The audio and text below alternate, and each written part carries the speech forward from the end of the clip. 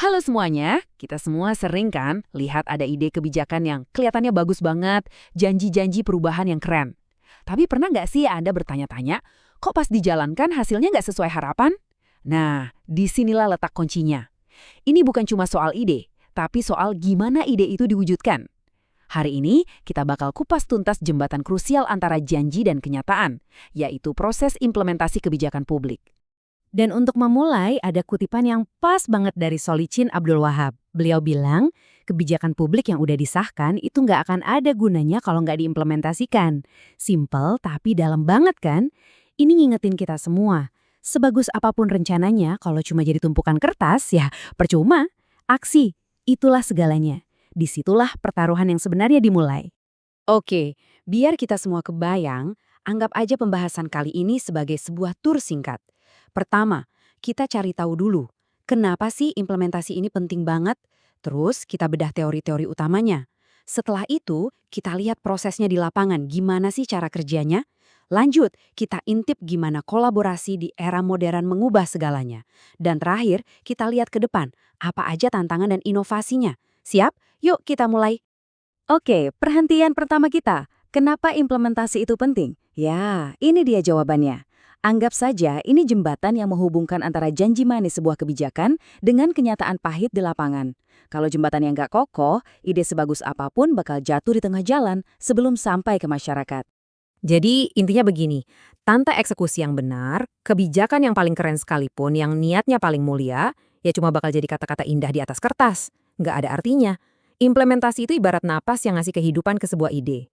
Nah, sekarang kita udah sepakat kan, kalau implementasi itu krusial banget. Pertanyaannya, gimana cara mikirin proses yang super rumit ini? Tenang, para ahli udah nyiapin semacam peta buat kita. Ada beberapa kerangka berpikir atau teori inti yang bisa bantu kita buat ngebaca situasinya. Pada dasarnya, ada dua kubu pemikiran utama. Pertama, ada yang namanya top-down. Bayangin aja nih kayak instruksi dari jenderal di markas pusat yang harus ditaati sama semua prajurit di lapangan. Kepatuhan adalah kuncinya. Nah, lawannya adalah bottom up. Pendekatan ini justru dimulai dari bawah, dari para prajurit di garis depan, mereka yang paling tahu kondisi sesungguhnya, jadi masukan merekalah yang jadi dasar. Di sini yang penting bukan cuma patuh, tapi hasilnya benar-benar ngefek atau enggak.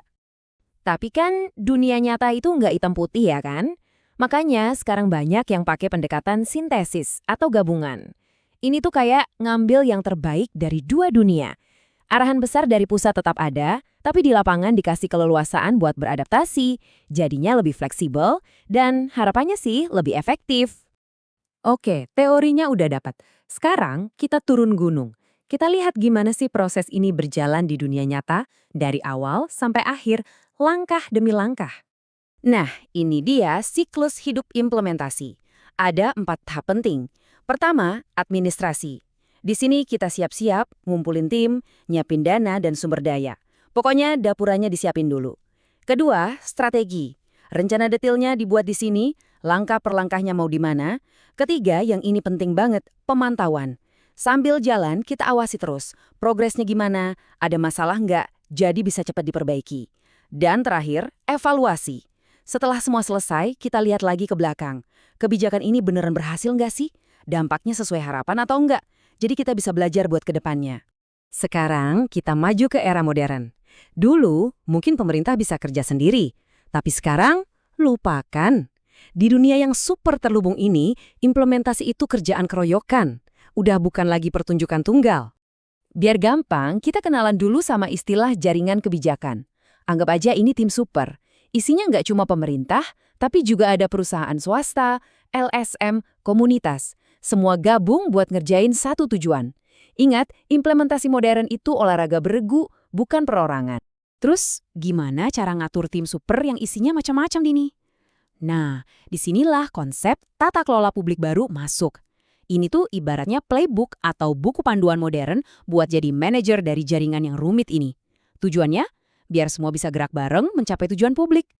Jadi, kalau mau ditarik benang merahnya, intinya gini. Implementasi yang efektif zaman sekarang itu udah bukan lagi soal kasih perintah dan nunggu laporan. Bukan. Tapi lebih ke soal gimana caranya membangun kerjasama, gimana caranya merangkul semua pihak buat jalan bareng. Ini perubahan besar loh. Dari yang tadinya kaku kayak piramida, jadi lebih cair dan dinamis kayak jaring laba-laba. Oke, tur kita hampir selesai. Sebagai penutup, yuk kita coba intip sedikit ke masa depan. Apa sih tantangan dan hal-hal baru yang bakal kita hadapi di dunia implementasi kebijakan? Tantangan ke depan tuh nggak main-main loh. Gimana caranya kita bisa ngejalanin kebijakan yang benar-benar inovatif, yang out of the box. Terus gimana caranya kita bangun kapasitas orang-orang di pemerintahan biar makin jago. Dan gimana kita siap ngadepin masalah-masalah baru yang makin hari makin kompleks.